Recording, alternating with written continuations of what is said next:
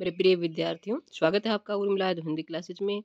अभी हम करने जा रहे हैं राम लक्ष्मण परशुराम संवाद से संबंधित बहुविकल्पीय प्रश्न। 4 विकल्प होंगे, सही विकल्प का आपको चयन करना है। इससे पहले काव्यांश से संबंधित व्याख्या, उसके प्रश्नोत्तर हमने कर लिए थे। अभी आपके पास विकल्प वाले ऑब्जेक्टिव टाइप क्वेश्चन है, बहुत ज़्यादा क्वेश्चन है। आपको सही एक विकल्प का चयन करना है, तो जल्दी से आ जाइए और सही विकल्प का चयन कीजिए। देखते हैं आपके कितने सही आते हैं, कितना आपने कविता को पढ़ा है अच्छे से, वो अभी आपको पता चलेगा।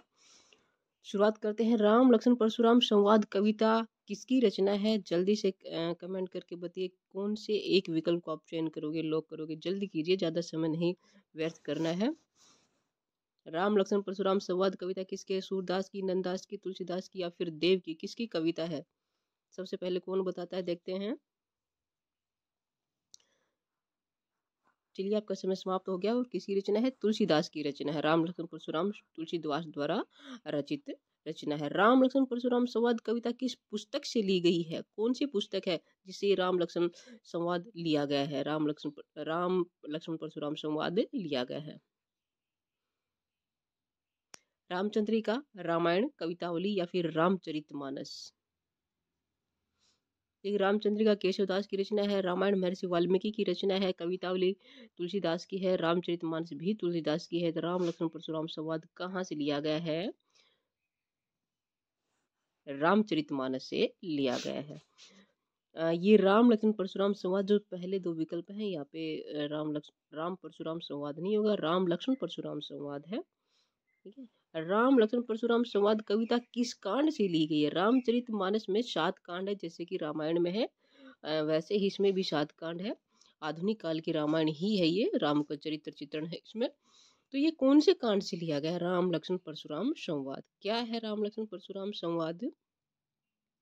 सीता संवर के समय जनकपुर में विश्वामित्र राम और भरत शत्रुघ्न लक्ष्मण को लेकर जाते हैं। शिव धनुष टूट जाता है, तोड़ देते हैं श्री राम इनको, जो शर्त के अनुसार। परशुराम इसे क्रोधित हो जाते हैं और क्रोध में भर के सभा में उपस्थित होते हैं, और जो संवाद करते हैं वही राम लक्ष्मण परशुराम संवाद है। कौन से कांड से लिया गया है? बालकांड से, सुंदरकांड से, अयोध्याकांड से, उत्तरकांड से? बालकांड से लिया गया। जिसने भी बालकांड लिखा है उसका बहुत अच्छा है, अच्छी तैयारी है उसकी, शाबाश, वेरी गुड।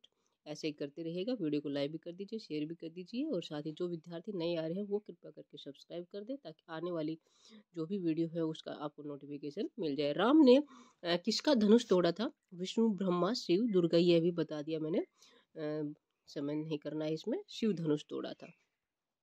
तुलसीदास का जन्म किस सन में हुआ था? कब हुआ था तुलसीदास का जन्म? 1531 में हुआ था, 1532 में, 1533 में, या फिर 1534 में हुआ था? जल्दी कीजिए। तुलसीदास का जन्म कब हुआ था? आपको लिखना है क, ख, ग या फिर घ। जल्दी कीजिए। स्वागत है सभी विद्यार्थियों का जो इस समय आ रहे हैं, और आगे आएंगे उनका भी स्वागत है। 1532 में तुलसीदास का जन्म हुआ था। चलिए अगले पे चलते हैं, और आपको बताना अब तक आपके कितने क्वेश्चन सही हो चुके हैं। जो 5 है, क्या आपके 5 के 5 सही हैं? और आगे भी बताना है कि आपके कितने सही होंगे। कुल मिला के कितने आप सही करते हो इसमें से, वो बताइएगा। ये आपका एक तरह से प्रैक्टिस टेस्ट है। तुलसीदास का देहांत किस सन में हुआ था? सन 1621 में, 1623 में, 1622 में, या फिर 1624 में? कब हुआ था तुलसीदास का देहांत? देहांत यानी कि मृत्यु कब हुई थी उनकी? 1532 में जन्म हुआ था, राजापुर में हुआ था, उत्तर प्रदेश के राजापुर में इनका जन्म हुआ था। और मृत्यु कब हुई थी? प्रारंभ में राम शब्द इनके मुंह से निकला था, राम बोला नाम था। माता का नाम तुलसी था, पिता का नाम आत्माराम दुबे था। नर हरिदास इनके गुरु थे। रत्नावली पत्नी का नाम था। कितनी सारी बातें आपको बता दी है। तुलसीदास का देहांत हुआ था 1623 ईस्वी में। जिसने भी 1623 लिखा है बिल्कुल सही है, वेरी गुड, शाबाश। कौन सी रचना तुलसीदास की नहीं है? कवितावली, विनय पत्रिका, साहित्य लहरी और कृष्ण गीतावली? कौन सी एक तुलसीदास की नहीं है वो बताना है। क्या कवितावली नहीं है? कवितावली तो है, थोड़ी देर पहले बताया था। विनय पत्रिका, कृष्ण गीतावली और साहित्य लहरी। कृष्ण गीतावली इसमें कृष्ण से संबंधित कृष्ण का चरित्र चित्रण है।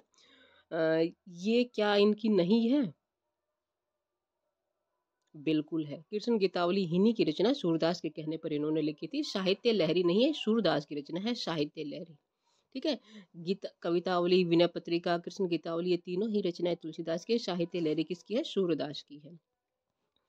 अगला है राम लक्ष्मण परशुराम संवाद कविता की भाषा क्या है? ब्रज है, मैथिली है, अवधी है या फिर राजस्थानी है? तुलसीदास ने ब्रज और अवधी दोनों भाषाओं में लिखा है, लेकिन राम लक्ष्मण परशुराम संवाद यानी कि रामचरित मानस जो है इसकी रचना क्या है? कौन सी भाषा है? सबको पता है? जल्दी जल्दी कमेंट करिए। कितने बच्चे कमेंट करते हैं देखती हूँ। सबसे पहले कौन बताता है? अवधी भाषा में लिखी थी। राम लक्ष्मण परशुराम अवधी भाषा में, रामचरित अवधी भाषा में लिखा गया है। राम लक्ष्मण परशुराम संवाद कविता के छंद हैं दोहा चौपाई, कविता चौपाई, सवैया दोहा और सोठा दोहा, यानी कि राम लक्ष्मण परशुराम संवाद के छंद में लिखी गई कविता है। राम लक्ष्मण परशुराम संवाद रामचरितमानस कौन से छंद में लिखा है तुलसीदास ने? कौन सी भाषा में छंद, कौन से छंद में लिखा है? दोहा चौपाई में। कौन से में? दोहा चौपाई। शाबाश। चलिए अगला प्रश्न है, प्रश्न नंबर 10 पे आ गए हैं। 10 में से आपके कितने सही हुए जल्दी से बताइएगा। सुनी रिसाई बोले मुनि को ही में कोही का अर्थ क्या है? जो ये पंक्ति है, सुनी रिसाई बोले मुनि को ही में कोही का अर्थ क्या है?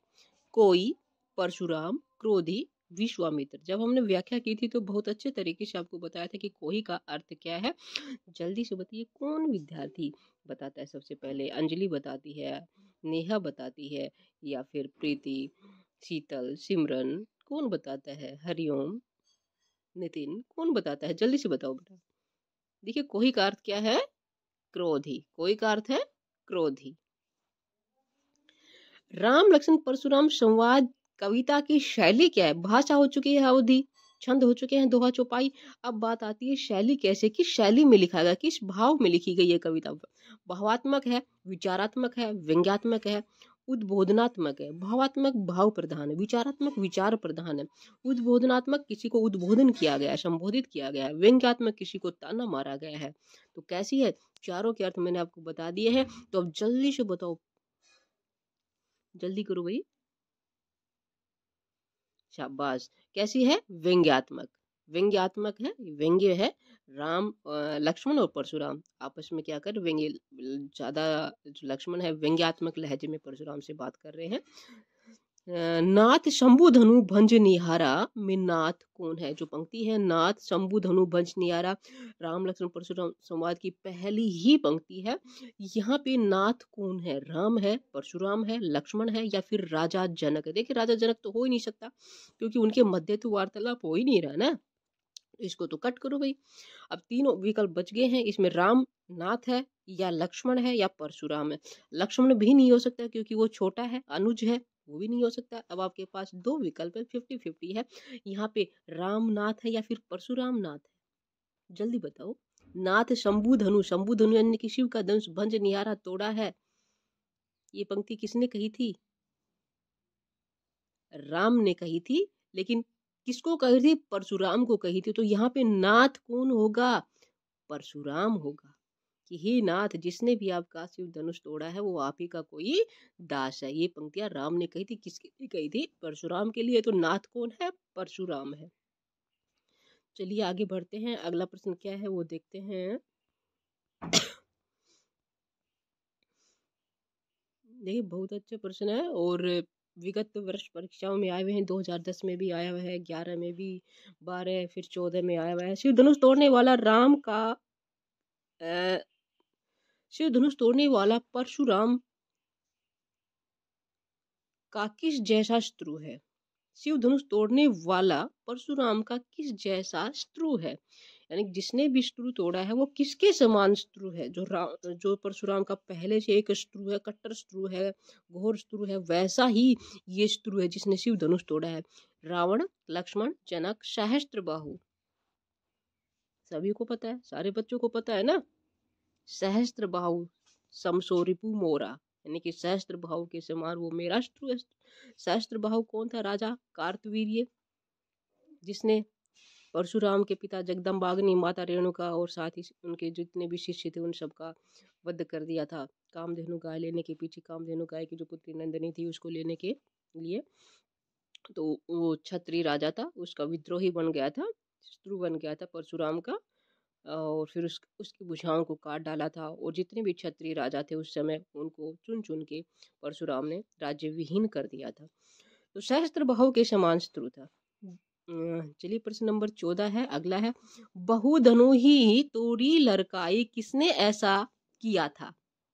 बहु धनु ही तोरी लड़काई, मैं आपको बता दूं, बहु मतलब अनेक, धनु ही धनुष, तोरी तोड़ना, लड़काई लड़कपन में। बचपन में हमने बहुत सारे धनुष तोड़े हैं।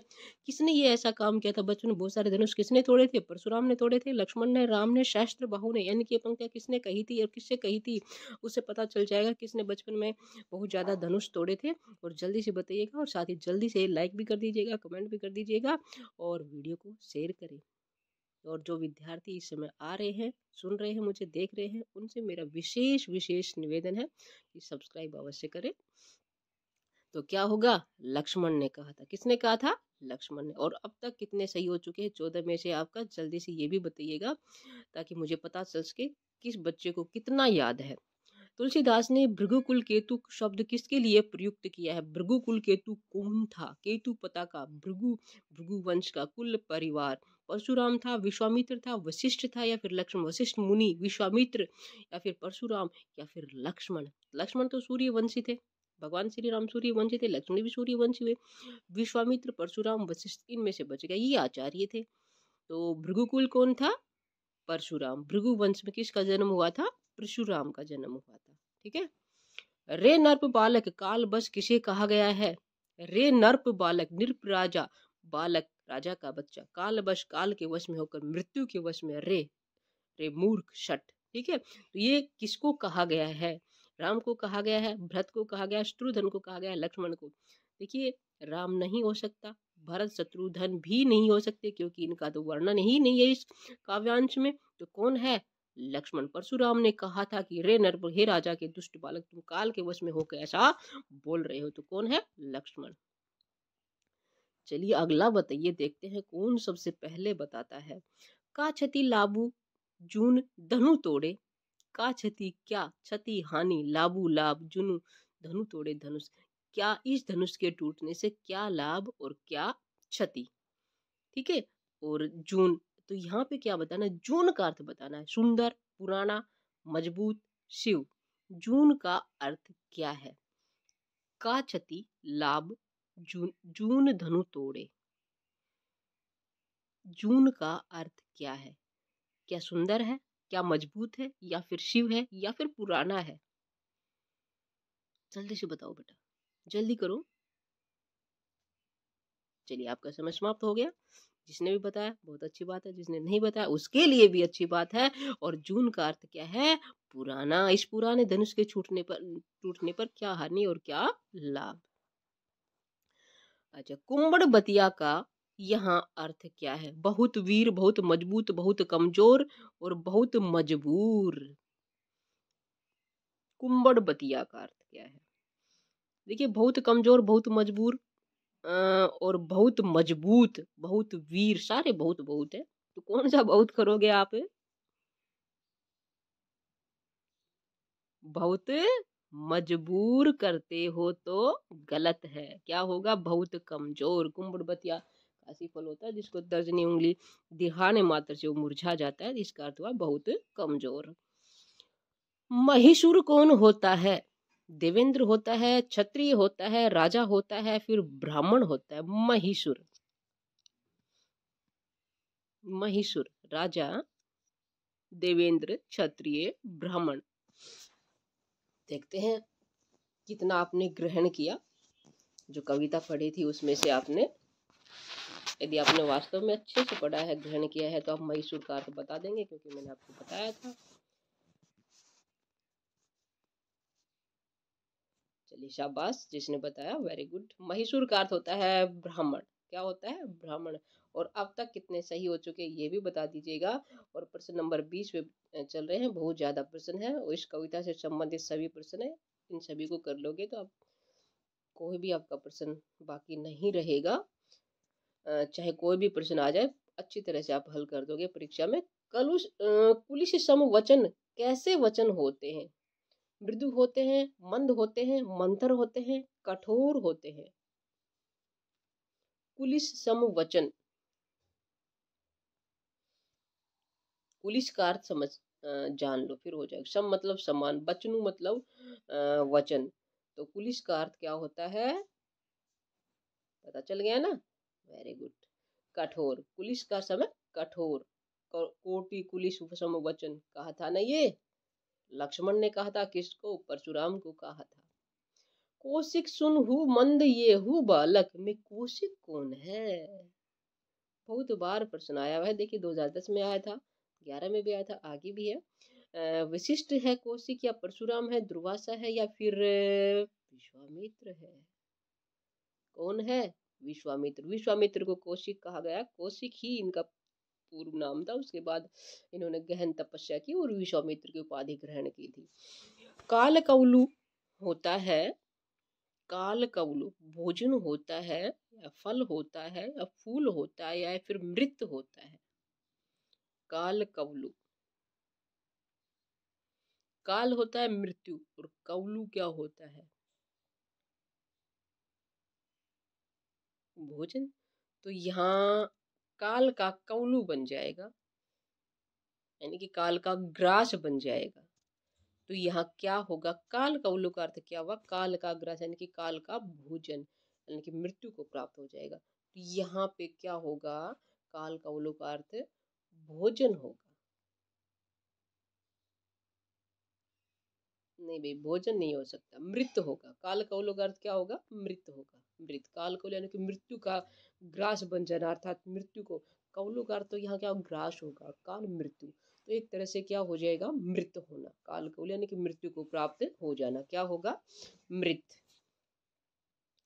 अगला है, तुलसीदास ने गाधी सुनु शब्द किसके लिए किया है? गाधी सुनु, गाधी सुनु शब्द किसके लिए प्रयुक्त किया है? परशुराम के लिए, विश्वामित्र के लिए, लक्ष्मण के लिए, या फिर श्री राम के लिए किया है? गाधी सुनु,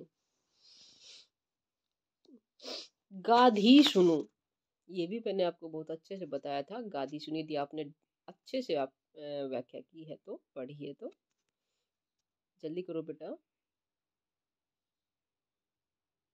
गाधी सुनु किसको कहा गया भाई? विश्वामित्र को कहा गया है। गाधी ऋषि के पुत्र थे विश्वामित्र। गाधी सुनु, सुनु यानी कि पुत्र, गाधी सुनु, हे गाधी सुनु। परशुराम बोल रहे हैं किसको? विश्वामित्र को। तो गाधी सुनु कहते, गाधी ऋषि के पुत्र कौन थे? विश्वामित्र। तो गाधी सुनु कौन हुआ? विश्वामित्र। कौशिक भी विश्वामित्र है, गाधी सुनु भी विश्वामित्र है। चलिए आगे बढ़ते हैं और जल्दी से बताइए। प्रश्न 23 हो चुके हैं, इनमें से आपके क्या 23 के 23 हैं? जिस भी बच्चे के 23 सही है उसके लिए वेरी गुड, शाबाश, वेल डन, क्लैपिंग करती हूँ मैं। चलिए अगला है, विप्र विचारी बचो नृपद्रोही में अलंकार कौन सा है? ये भी बहुत अच्छे से हमने किया था। विप्र विचारी बचो नृपद्रोही में अलंकार कौन सा? उपमा। जहाँ उपमे में उपमान की संभावना की जाए, माफी चाहूंगी, तुलना की जाए, तुलना, वहाँ होता है उपमा अलंकार। रूपक, जब उपमे उपमान में अभेद्य आरोप किया जाए वह रूपक अलंकार था। यमक, जहाँ एक जैसे शब्द की आवर्ती हो लेकिन अर्थ अलग अलग हो वह यमक अलंकार होता है। अनुप्रास, जहाँ एक ही वर्ण की बार बार आवर्ती हुआ क्या होता है? अनुप्रास अलंकार होता है। तो यहाँ किस वर्ण की आवर्ती हो रही है? बै वर्ण की आवर्ती, इसलिए कौन सा अलंकार है? अनुप्रास अलंकार है। शाबाश, आपने बहुत अच्छा आंसर दिया, अनुप्रास। राम ने लक्ष्मण को कैसे रोका? पुकार कर, इशारे से, हाथ पकड़कर, डांट कर। जो अंतिम पंक्तियां हैं कि राम ने लक्ष्मण को, जो व्यंग्यात्मक लहजे में परशुराम से बात कर रहे थे, परशुराम का क्रोध बढ़ चुका था, उसमें आहुति के समान काम कर रहा था, उस समय राम ने लक्ष्मण को रोका था। कैसे रोका था? क्या बुला के रोका था, या फिर हाथ पकड़ के रोका था, या डांट के, या फिर इशारे से? कैसे रोका था? इशारे से रोका था। कैसे? नैनों के इशारे से, आंखों के इशारे से उनको रोक दिया था। अच्छा, राम ने किस जैसे शब्द कहे थे? उनको रोकते वक्त शब्द कहे थे। कैसे शब्द बोले थे? जल के समान, या विष के समान, या अग्नि के समान, मृदा के समान। मृदा क्या होता है? मिट्टी। अग्नि का आपको पता ही है, आग होती है। विष जहर होता है, लाल होता है, गरल होता है। अग्नि पावक होती है, कृषा होती है, और क्या होती है? अग्नि के पर्यायवाची पता है ना?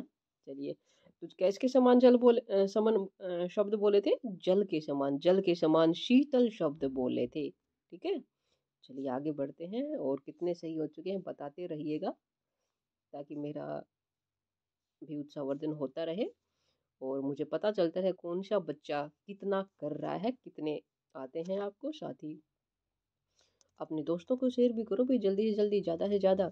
कृषाणु किसे कहते हैं? मोटे को कहते हैं, आग को कहते हैं, पतले को कहते हैं, पानी को कहते हैं कृषाणु। मैंने अभी बताया था कृषाणु। क्रोध रूपी कृषाणु भड़क गई थी, किसकी? क्रोध, उसकी भृगुकुल केतु की, परशुराम की। तो कृषाणु का अर्थ क्या हुआ? आग। ये मैंने आपको बता दिया था, इसमें आपको समय नहीं दिया है। चलिए अगला है, युद्ध भूमि में शत्रु को सामने देखकर अपने यश का गान कौन करता है? वीर करता है, कायर करता है, आत्म बलिदानी करता है, या स्वाभिमानी करता है? युद्ध भूमि में, रण क्षेत्र में अपने शत्रु को सामने देख अपने यश का गान, यानी कि अपनी बड़ाई, अपने ढिंगे कौन हाँकता है? क्या वीर व्यक्ति हाँकता है? कभी नहीं कर सकता वीर। आत्म बलिदानी, अपना आत्मा का बलिदान करने वाला, ये भी नहीं करेगा। और स्वाभिमानी व्यक्ति, वो तो कदापि नहीं करेगा। तो कौन करता है? कायर करता है। वही डिंगे हाँकता, मैं ये कर दूंगा, वो कर दूंगा। बहुत अच्छा, शाबाश। देखिए बहुत ज़्यादा प्रश्न है, आपके सभी प्रश्न इस क्लास में सोल्व हो जाएंगे, और आप जल्दी जल्दी कमेंट कर दीजिएगा भाई। अरे करनी, करी, करिए, लड़ाई में अलंकार कौन सा है? अरे करनी, करी, करिए, लड़ाई में अलंकार कौन सा है? अनुप्रास है, यमक है, रूपक है, श्लेष है। इसका अर्थ मैं बता दूं, अरी करनी जो स्तुता करता है, करी करना, करिए लड़ाई, उसके साथ तो लड़ाई करनी चाहिए। जो स्तुता करता है उसके साथ क्या करनी चाहिए? लड़ाई करनी चाहिए। कौन कहता है? परशुराम कहता है, लक्ष्मण से कहता है। देखिए, करी, करिए, लड़ाई, करी, करिए, और अरी करनी, अरी करनी क करी, करिए, किसकी आवृत्ति हुई? कै वर्ण की आवृत्ति हुई। तो कौन सा अलंकार हुआ? अनुप्रास अलंकार हुआ। कौन सा हुआ? अनुप्रास। ध्यान से देख लीजिएगा। कोटि कुलिश सम बचनु तुम्हारा में अलंकार कौन सा? इसको तो आप पहचान ही लोगे। कैसे पहचान लोगे? ट्रिक बता रखी है, आंख बंद करके इस अलंकार को पहचानेंगे कि कौन सा अलंकार है ये। यमक है, रूपक है, उत्प्रेक्षा है, या फिर उपमा है? कौन इस ट्रिक को पहचानेगा? जो भी पहचाने क ख घ में से लिख दीजिएगा, जल्दी कीजिएगा। क्या आया है? सम आया है। क्या है? सम वाचक शब्द है। सी आ जाए, सा आ जाए, सम आ जाए, सरिस आ जाए, के समान आ जाए, सदृश आ जाए, जैसा आ जाए, जैसा संज्ञा के साथ आए, तब कौन सा अलंकार होता है? उपमा अलंकार होता है। तो यहाँ कौन सा है? आपके वचन करोड़ों कुठारों के समान, करोड़ों वज्र के समान है। किसने कहा था? ये लक्ष्मण ने कहा था परशुराम को। तो यहाँ क्या कौन सा अलंकार हुआ? उपमा अलंकार हुआ। समकार था के समान है। कौन सा अलंकार है? उपमा अलंकार है। अच्छा, परशुराम ने राजाओं से अनेक बार भूमि जीत कर किसको दी थी? किसको दी थी? स्वयं के पास रखी थी, या वो उन्हें वापस दे दी थी उन्हीं राजाओं को, या फिर अपने गुरुओं को दी थी, या फिर ब्राह्मणों को दी थी? किसको दी थी भाई? ब्राह्मणों को दी थी। शाबाश। किसको दी थी? ब्राह्मणों को। परशुराम ने गुरुद्रोही किसे कहा है? शिव धनुष तोड़ने वाले को कहा है, जनक को कहा है, लक्ष्मण को कहा है, सहस्त्र बाहु को कहा है? परशुराम ने गुरु का द्रोह करने वाला, गुरु का विद्रोह करने वाला, गुरु कौन है? भगवान शिव है। गुरु तो शिव धनुष तोड़ने वाले को कहा है, जनक को कहा है, लक्ष्मण को कहा है, सहस्त्र बाहु का। जल्दी जल्दी करो, कमेंट करते रहो जल्दी से, और वीडियो को लाइक भी कर दो भाई, शेयर भी कर दो, चैनल को सब्सक्राइब भी कर दो जो भी नए हैं। किसको कहा है? शिव धनुष तोड़ने वाले को कहा है। और कितने सही हो चुके हैं 32 प्रश्नों में से आपके? जल्दी से ये भी बता दो। युद्ध में रिपु के सामने अपने प्रताप का बखान कौन करता है? लक्ष्मण करता है, ये हो ही नहीं सकता। परशुराम करता है, शूरवीर करता है, या फिर कायर करता है? युद्ध में रिपु के सामने अपने प्रताप का बखान कौन करता है? ये दूसरी बार प्रश्न आया है। तो कौन करता है अपने युद्ध में? अब रिपु, रिपु यानी कि शत्रु के सामने अपने प्रताप का बखान कौन करता है? कायर करता है। ये दूसरी आया है, घुमा फिरा के प्रश्न आया है, दूसरी बार आया है। तो आपको कंफ्यूज नहीं होना है और सही उत्तर का चयन करना है। हाँ, अगला है गर्भन के अर्भक दलहन। यहाँ अर्भक का अर्थ क्या है? 2012, 19, 20 में आ चुका है ये प्रश्न। गर्दर्भ है, गदर्भ गदा गंधक है, स्त्रु है या फिर बच्चा। अर्भक का अर्थ क्या है? उसने कहा था कि ये जो कुठार है मेरा इतना तीखा, इतना शार्प, इतना कठोर है कि गर्भ में पल रहे शिशु को भी नहीं छोड़ता है, नहीं बख्शता है। तो गर्भन का अर्थ क्या, अर्भक का अर्थ क्या हुआ? बच्चा। वेरी गुड, शाबाश। तुलसीदास के अनुसार कुंभड़बतिया किसे देखकर मुरझाती है? सूर्य को, अंधकार को, ऊख, ऊख यानी कि ईख, गन्ना, और तर्जनी। तर्जनी क्या है? उंगली है। हाथ की जो प्रथम उंगली है उसको क्या कहते हैं? तर्जनी कहते हैं। और दूसरी मध्यमा है, और जो तीसरी है वो कनिष्ठा है, और अनामिका नहीं, तीसरी जो अनामिका है और जो अंतिम है वो कनिष्ठा है। ठीक है, तो यहाँ पे कुम्मड़ बदिया किसको देखकर मुरझा जाती है? तर्जनी उंगली को देख के मुरझा जाती है, यानी कि कमजोर व्यक्ति के लिए कहा गया। परशुराम ने लक्ष्मण के लिए किन किन शब्दों का प्रयोग किया है? कुटिल का है, निजकुल घालक का है कि निजकुल घालक है, फालक नहीं है ये, और कालवश का है या कि सभी का है? लक्ष्मण के लिए किन शब्दों का प्रयोग किया है तुलसी इसने, परशुराम ने? जल्दी करो बेटा। देखिए बेटा, कुटिल भी का है, कालवश भी का है, और निज कुल घालक भी का। निज कुल घालक मतलब अपने कुल का विनाश करने वाला, ये भी का है। तो क्या हो जाएगा? सभी हो जाएगा। ठीक है, शाबाश। देखिए कुठार सरासन बाना। यहाँ कुठार का अर्थ क्या है? कठोर, कमरा, कुल्हाड़ा, कोठार। देखिए कुठार सरासन बाना। देखिए देखना, कुठार, कुठार इसका अर्थ मैं नहीं बताऊंगी। और सरासन धनुष, और बाना बाण। तो कुल्हाड़ा क्या होगा? कुल्हाड़ा, शाबाश। यदि आपने कठोर कर दिया है तो गलत हो जाएगा। कोठार क्या होता है? कोठार जिसमें अनाज वगैरह डालते हैं वो कोठार होता है। कमरा, कमरे में आप बैठे होंगे अभी। तो क्या होगा? कुल्हाड़ा। अगला है, रण में रिपु को पाकर अपने प्रताप का बखान कौन नहीं करते? ये उल्टा हो गया है। बखान कौन करता है? कायर करता है। और रिपु का अपने प्रताप का, अपने बल का, अपने यश का, अपनी ताकत का बखान कौन, बखान यानी कि डिंगे हाँकना, वर्णन करना, कौन नहीं करता? वीर नहीं करते। जो योद्धा होते हैं, वीर पुरुष होते हैं, वो नहीं करते, वो तो करके दिखाते हैं, बखान नहीं करते हैं। और रण क्या होता है? युद्ध होता है। चलिए अगला है, क्षत्रिय कुल द्रोही कौन थे? क्षत्रिय कुलद्रोही। क्षत्रिय कुलद्रोही का अर्थ हुआ कि क्षत्रियों का नाश करने वाले। विशर्वा थे, पुलस्त्य थे, पुलस्त्य से, या फिर दधीची, या फिर परशुराम। विशर्वा, पुलस्त्य, दधीची, विश्वामित्र। दधीची ऋषि बहुत महान ऋषि थे, और इन्हीं की हड्डियों से इन्होंने अपने देह का त्याग किया था स्वयं अपनी इच्छा से, और इन्हीं की हड्डियों से इंद्र का जो वज्र हथियार था वो इन्हीं की हड्डियों से बना था। इतने महान ऋषि रहे हैं ये। तो क्षत्रिय कुलद्रोही कौन थे भाई? क्योंकि इन तीनों का तो कविता में, काव्यांश में जिक्र आया है। नहीं, किसका है? परशुराम का। क्षत्रिय कुलद्रोही कौन थे? परशुराम। क्षत्रिय राजाओं का दमन किया था, ध्वंस किया था, नरसंहार किया था उनका परशुराम ने। तो यही द्रोही थी, क्षत्रिय कुलद्रोही। कहा था ना कि मैं क्षत्रिय कुलद्रोही हूँ, बाल ब्रह्मचारी हूँ, और ऊपर से अत्यंत क्रोधी हूँ। चलिए प्रश्न नंबर 40 पे आगे हैं। और अब तक आपके कितने सही आपने अभी तक बताया नहीं है, बता दीजिएगा। घर ही के बाढ़े, धर ही के बाढ़े किसे कहा गया? लक्ष्मण को, जनक को, विश्वामित्र को, द्विज देवता। अच्छा, द्विज देवता कौन है? द्विज देवता, द्विज देवता किसको कहते हैं? ब्राह्मण को कहते हैं। जनक सीता के पिता, और विश्वामित्र राम लक्ष्मण भरत शत्रुघ्न के गुरु, और लक्ष्मण तो पता ही है। घर ही के बाढ़े किसे कहा गया है? कोई विश्वामित्र को नहीं कहा गया, जनक को नहीं कहा गया, लक्ष्मण को नहीं कहा गया। द्विज देवता, यहाँ द्विज देवता कौन है? ब्राह्मण है। और ब्राह्मण कौन है? परशुराम। तो घर ही के बड़े ने कि आप तो अपने घर के ही बड़े हैं, ये किसको कहा था? लक्ष्मण ने कहा था परशुराम को। ही द्विज देवता, आप तो अपने घर के ही बड़े हैं, घर में ही बड़े हैं। ये परशुराम को कहा गया है, और वही यहाँ पे द्विज देवता है ब्राह्मण। द्विज क्या होता है? ब्राह्मण होता है। ठीक है, इसमें आप कंफ्यूज हो सकते हैं, लेकिन अभी आपको कंफ्यूज नहीं होना है, मैंने आपको बता दिया है।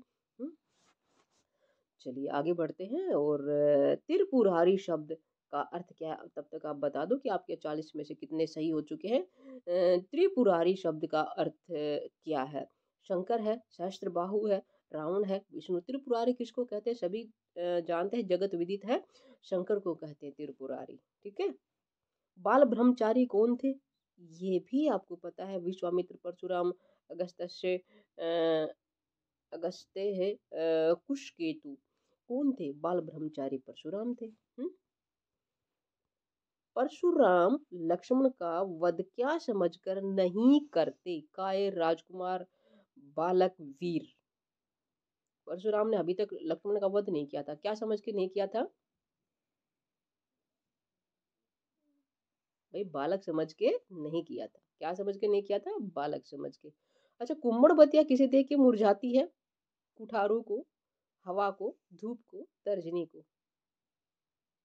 घुमा फिरा के प्रश्न आया है। कुम्मड़ बतिया किसको देख के मुरझाती है? तर्जनी उंगली को देख के मुरझा जाती है।